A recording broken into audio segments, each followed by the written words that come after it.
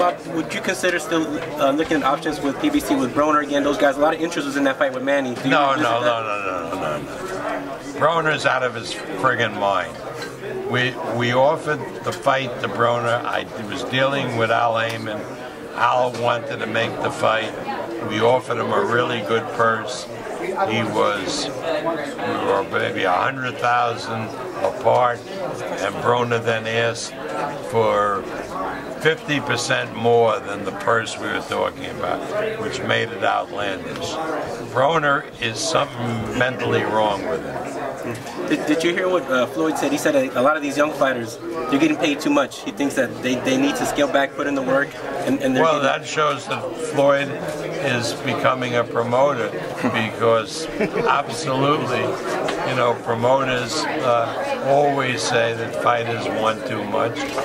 And maybe that's the case, but yeah, there's always the tug of war between what the promoter can pay and what the fighter wants.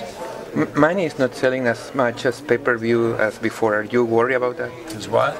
Pay-per-views. What about it? He is not selling as much. Well, he didn't sell as much at the Bradley fight, and I think the reason he didn't sell is because people had seen this was the third fight. Also, there's a big difference. Bradley was not a Hispanic, obviously. And Jesse Vargas brings the Hispanic element into this. He's a very articulate kid, educated, lived in Las Vegas, but he speaks perfect Spanish, and he's been on all the Spanish television and radio.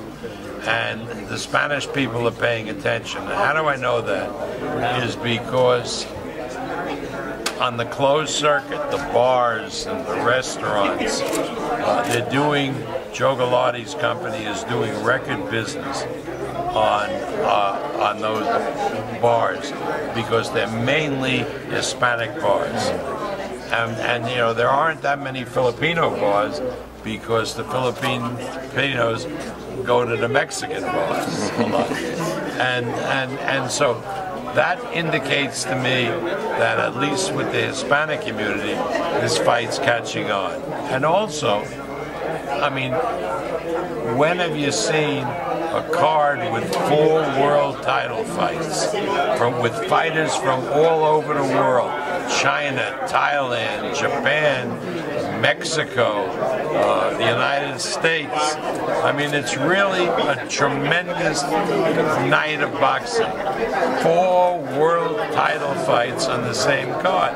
And so I think that this event is much more appealing than the Bradley fight was, Backyard Bradley. Now, also, we're distributing this fight ourselves.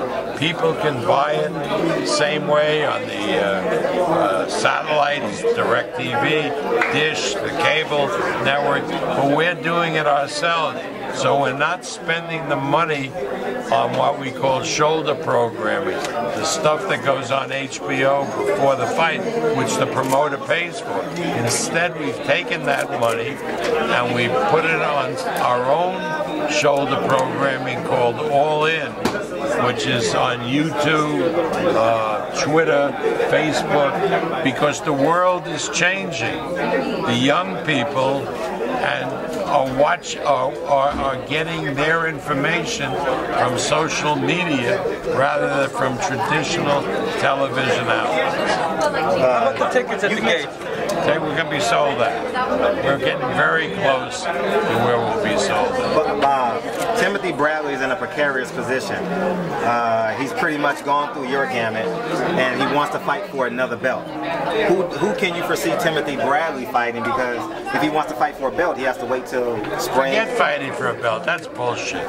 He wants to fight for Tim Bradley, who will be one of the commentators on the telecast, is a tremendous fighter, and he wants big fights. And that doesn't necessarily have to be for a belt. Now, what's a big fight for Tim Bradley next year? I think a really big fight for him would be him against Cotto. So that's just one fight that I think would be attractive. Have you dealt with Rock Nation before, Bob? Or how Rock Nation? Well, they're calling us. The truth be told, they're calling us up about matching Cotto and Bradlet. So I mean, there's no. You deal with anybody. I mean, you got to be stupid. Money is the money, fight is the fight, and you have to be an idiot not to do business with somebody. Speaking of money, you and Don King are on opposite ends of the totem pole again. He's a traitor to his people. I told him, you motherfucker, how could you back a bigot like Trump? And I tell you, Don King disgraced himself by being for Trump. And any of you people here that even think of voting for Trump, you ought to be ashamed of yourselves. Tell him. Bob, I got a TV crew for you over here. Thanks, Bob. Thank you, Bob. How did Don King respond to that? Have you spoken to him since? No, he walked away, and then I went over after I finished eating and apologized. Thank you. It's Barbershop Conversations. Hit the subscribe and the like button today.